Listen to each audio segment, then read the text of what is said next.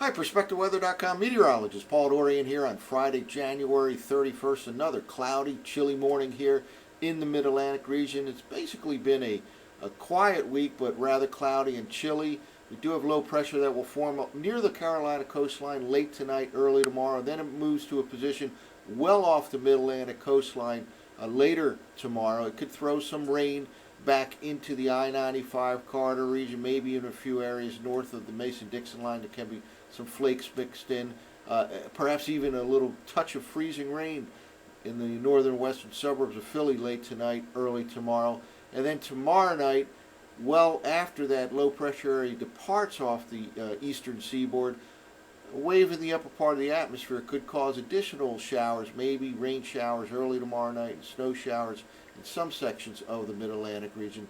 Then temperatures will rebound very nicely on Monday. It looks like a very warm stretch coming up from Monday at least through Wednesday, perhaps into Thursday of next week. We're talking 60 plus degrees in Philadelphia, New York City, and 65 degrees or higher possible in DC. Again, focused on the Monday, Tuesday, Wednesday time period.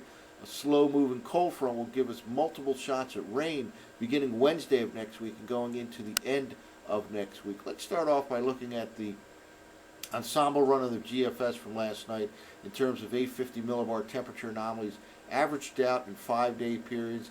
This is the current 5-day period, and we'll just push forward here. Again, we've had this cold air bottled up across Alaska, northwestern Canada, and as we move in time here, some of that cold air does indeed break off to the south and east. We're now out to days 8 to 12. This is February 7th to February 12th. Again, the average for a given 5-day period. We're looking at the rolling averages here going forward. And here we get to the end of this forecast period, days 12 to 16. This is February 11th to the 16th. That cold air indeed does spread to the south and east, encompasses much of the middle and western part of the nation and pretty much the entire country of Canada. But notice here, kind of runs into a brick wall right in this area right here with warmer than normal conditions continuing the southeastern U.S.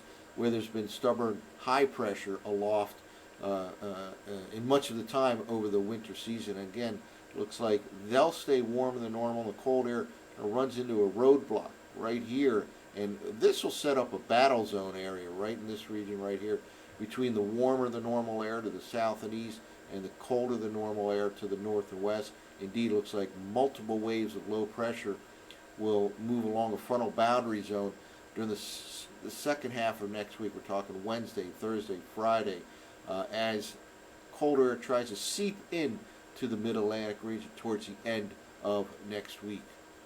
Well, let's now take a look at the operational run of the GFS from 6C last night. We've been following a couple different waves of energy in the upper part of the atmosphere. They will try to phase together, but it looks like the phasing together will occur well after the low pressure area departs the east coast. And let's take a look right now. This is the beginning of the day on Friday, but as we move forward into Saturday morning, here are the two key players here. Pretty strong wave of energy in the upper part of the atmosphere as a second wave of energy down the southern stream moves to the north and east on Saturday morning. And we move through the daytime hours here, and low pressure again will first form along the Carolina coastline and then push to a position well off the Mid-Atlantic coastline by later tomorrow. These two do not phase together in time to give the Mid-Atlantic region significant precipitation. This one will scoot off, and by late tomorrow night, actually we'll see the northern wave of energy, the northern stream wave of energy pass overhead in the Mid-Atlantic region. So there can be some rain associated with the southern stream late tonight for the first part of the day tomorrow, and again maybe a touch of freezing rain in spots, and then the northern wave passes overhead late tomorrow night into early Sunday. It could cause some rain or snow showers in parts of the Mid-Atlantic region, and then all of that moves away. And look at this big ridge at 500 millibars starting to pop up here by the early part of next week, and indeed that will usher in some much warmer air for DC, Philadelphia, New York City in the Monday, Tuesday, Wednesday time frame of next week, potentially lasting through Thursday as that slow-moving cold front arrives. Well, let's now walk through the surface forecast maps from the 6E GFS model run. Cold high pressure in control right now. Again, another cloudy, chilly morning here, and some moisture starting to show up here in the southeastern U.S. And by late tonight, low pressure will form near the Carolina coastline and then move northeast to a position here by later tomorrow, well off the mid-Atlantic coastline. Those two waves of energy do not phase together until this system is well off the coastline, but then by late tomorrow night, we'll have some rain and snow shower activity associated with that northern stream wave of energy. And then that'll scoot out of here by Sunday, and then we're off to the races in terms of temperature. High pressure ridge popping all levels of the atmosphere in the Midwest, Ohio Valley, and into the east. It looks like in that Monday, Tuesday, Wednesday time period, we'll climb to well above normal levels. And then the slow-moving cold frontal system starts to push from the northwest to the southeast.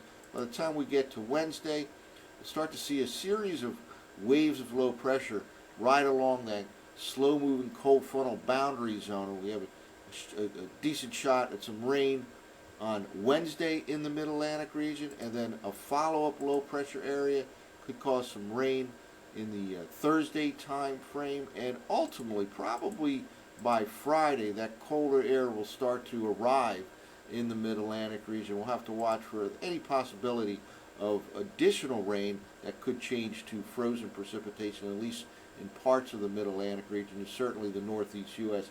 at the end of next week. But plenty of time to deal with that. The big story is really the warm-up coming in the Monday, Tuesday, Wednesday time frame for the Mid-Atlantic region. That's it for now. For PerspectaWeather.com, I'm meteorologist Paul Dorian.